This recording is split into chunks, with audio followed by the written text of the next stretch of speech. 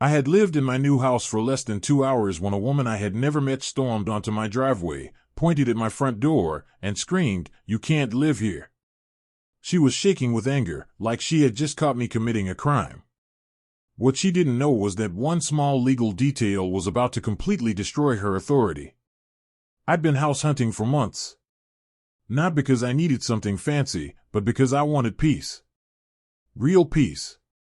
The kind that doesn't come with monthly dues, warning letters, or strangers measuring your grass with a ruler. I'd spent years living under HOAs that treated grown adults like unruly children. I promised myself that the next place I bought would be different. That's when I found it. A modest 3-bedroom brick house sitting right on the edge of a pristine cul-de-sac called Willow Creek Estates. Perfect lawns. Matching mailboxes. Identical fences. The kind of neighborhood where every house looked like it had been copy-pasted. But my house? It sat just across a thin county road. Technically next door. Legally separate.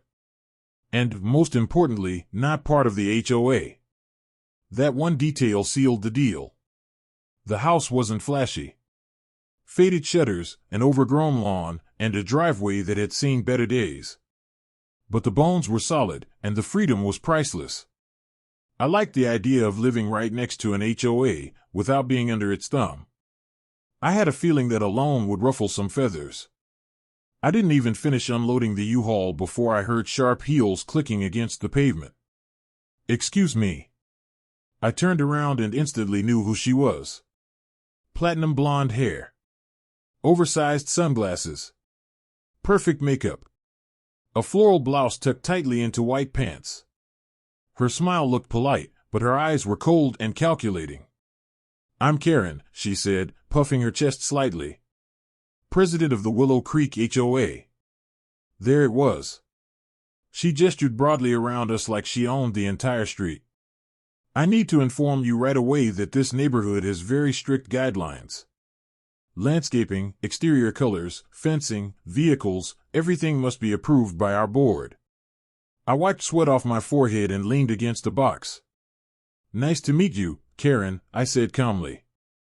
"But this house isn't part of Willow Creek. It's county property. No HOA." Her smile twitched. "That's impossible," she snapped. "This street is Willow Creek. Every home here follows our rules." "Not this one," I replied. "Check the plat maps. This lot was never annexed." Her face hardened instantly. "Well," she said sharply, "it should be. If you live here, you'll need to meet our standards. That's how we protect property values." I folded my arms. "With respect, I'll manage my own property." She stared at me like I had just insulted her personally. Then she spun on her heel and marched away, already angrily talking into her phone before she reached the sidewalk. I'd been there less than 2 hours. And I already had an enemy. Over the next week, Karen made it her personal mission to remind me that I didn't belong. Every morning, I found HOA rule sheets stuffed into my mailbox. Highlighted sections. Neon sticky notes. Passive-aggressive reminders. No work vehicles visible. No sheds. No basketball hoops. No unapproved plants. One afternoon, while I was planting rose bushes near the fence, Karen showed up again, this time with 2 board members behind her like backup dancers. "Those shrubs are not approved," she announced. I pulled off my gloves. "Good thing you don't get a vote here." Her jaw tightened. "You think you're clever," she hissed. "But everyone else here plays by the rules. You're dragging the whole neighborhood down." One of the men cleared his throat. "You know, it might be easier if you just joined the HOA voluntarily." I laughed. "Pay dues to people who already hate me? Not happening." Karen's face turned red. She jabbed a manicured finger at my chest. "Mark my words," she said. "You won't last here." That's when things turned ugly. At night, I caught people standing at the curb, shining flashlights toward my house. My trash cans were dragged into the street. One morning, I woke up to the words join or leave scrawled in chalk across my driveway. Someone even dumped lawn clippings on my porch. I could have reacted. I could have yelled. But I knew that's exactly what Karen wanted. Instead, I leaned into my freedom. I painted my shutters forest green. I built a fire pit in the backyard. I parked my old pickup right in the driveway. Every choice was legal. Every choice was deliberate. And every choice drove her insane. Then came the breaking point. It was a Saturday morning. I was setting up my grill, planning a small barbecue, when Karen stormed across the street, completely unhinged. "You can't live here," she screamed. "This neighborhood is not for people like you." Her voice echoed through the cul-de-sac. Curtains twitched. Doors cracked open. Neighbors froze mid-step. "You don't follow rules," she continued. "You don't respect order. You don't belong." I calmly set down my tongs and walked to the edge of my lawn. "Karen," I said evenly, "you don't get to decide where I belong. This is my home. I bought it legally." Her hand shook as she pointed at me. "I'll get the county, the board, someone will kick you out." I smiled. "Good luck.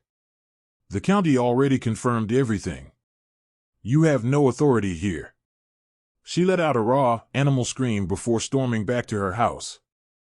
That outburst changed everything. Neighbors started avoiding her. A few quietly stopped by my place with beers or baked goods. Nobody said it out loud, but everyone knew she had gone too far. 2 months later, I received an official HOA letter threatening $200 a day fines for violations. I drove straight to the county office. The clerk barely suppressed a laugh. "They can't fine you for anything," she said. "Your lot is exempt. If they keep harassing you, you could sue." That gave me an idea.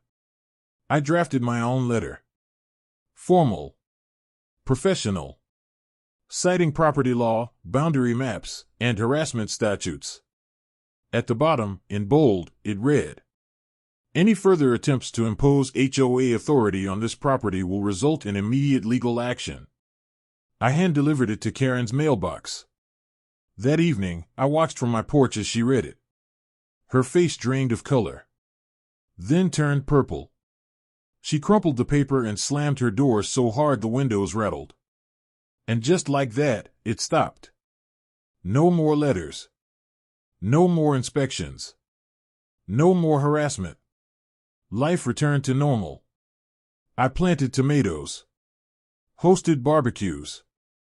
Built a shed without filling out a single form. Even some HOA members admitted they admired my stand.